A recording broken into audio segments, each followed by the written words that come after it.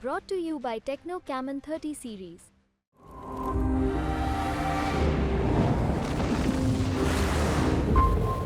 बिहार की बात करें, जब 40 में से 39 सीटें पिछली बार एनडीए को मिली थी। बिहार बहुत आसान है कह पाना, क्योंकि जब आप 40 में से 39 है तो आपके ऊपर जाने की सीटों के नज़रिए से आपके गिनती में इजाफा होने की गुंजाइश बहुत कम है। नीचे जाने की पूरी उम्मीद है और मुझे लगता है ऐसा ही कुछ होता हुआ बिहार में भी दिखाई पड़ रहा है। बीजेपी की अपनी सीटें भले का नुकसान भले हो या ना हो, लेकिन उनके सहयोगियों के सीटों में नुकसान होगा और 39 की रिपीट कर पाना तो एनडीए के लिए बहुत मुश्किल है। बिहार में नीतीश कुमार के बार बार पाला बदलने से या उनकी बढ़ती उम्र की वजह से उनकी लोकप्रियता कम हो रही है और पार्टी अब ढलान की तरफ जाती हुई दिख रही है। मुझे लगता है बहुत स्पष्ट है कि उनकी लोकप्रियता में गिरावट आई है। एक समय था जब नीतीश कुमार पूरे देश के अगर हम अलग अलग मुख्यमंत्रियों का आकलन किया जाता था और इंडिया टुडे और तमाम लोग आकलन करते थे, तो वो नंबर 1 नंबर 2 चीफ मिनिस्टर होते थे। अलग अलग चीफ मिनिस्टर की जब तुलना होती थी, रैंकिंग होती थी, अगर आज आप रैंकिंग करें तो वो बड़े नीचे बॉटम पर चले जाएंगे। तो उनकी पॉपुलैरिटी में गिरावट है और हम जानते हैं ये तमाम रीजनल पार्टियां हैं वो सब एक नेता के सहारे टिके होते हैं। उस नेता की छवि खराब हुई, किसी कारणवश वो नेता अब पार्टी को लीड करने की स्थिति में नहीं है और पार्टी हाशिए पे चली जाती है। जेडीयू हाशिए पे तो नहीं जा रही है 2024 के लोकसभा चुनाव में, लेकिन ढलान पर निश्चित है।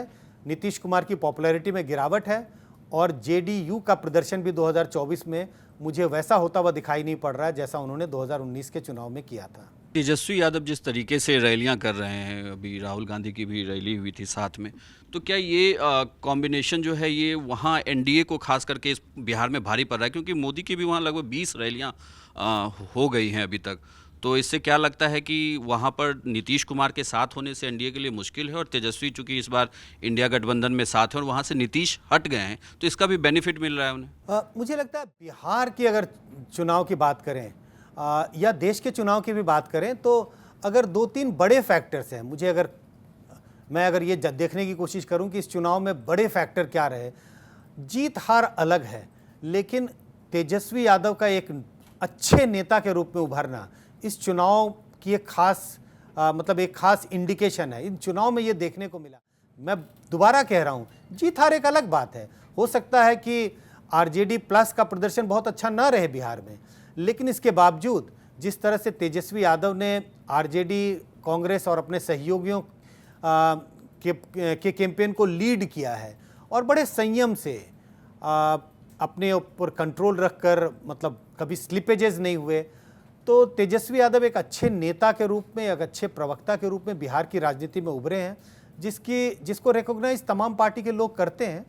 तो तेजस्वी और कांग्रेस का एक साथ होना कहीं ना कहीं बिहार की राजनीति में मोदी को सीधी चुनौती मिल रही है। प्रधानमंत्री मोदी को सीधी चुनौती है। ये अपने आप में एक बड़ी उपलब्धि मुझे लगता है तेजस्वी यादव के लिए है कि आपका मुकाबला सीधा प्रधानमंत्री के से हो रहा है, ऐसा कम से कम बिहार की जनता देख रही है।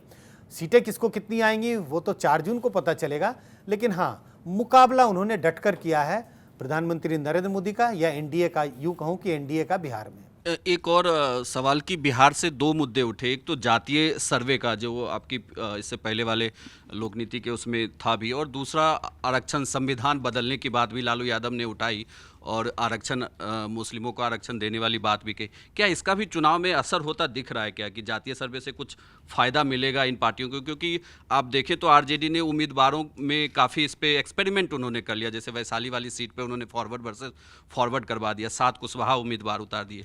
क्या इस तरीके के एक्सपेरिमेंट का बिहार में फ़ायदा होने वाला है? देखिए, जातीय सर्वेक्षण हो, इस बात को खुल के कोई भी पार्टी नकार नहीं सक रही है। किसी भी पार्टी से आप पूछें, ऑफ द कैमरा या ऑन द कैमरा, कोई नकारता नहीं है, बहुत मुश्किल है। ये वैसे ही है, जब आपको याद होगा जब मंडल कमीशन की रिपोर्ट्स पेश की गई थी, विरोध भी हो रहे थे, समर्थन भी हो रहे थे, लेकिन खुल के कह पाना कि हम इसका विरोध करते हैं मुश्किल था। हमने सर्वेक्षण भी किए, कई राज्यों में सवाल भी पूछे, बड़ी संख्या में लोग कहते हैं होना चाहिए।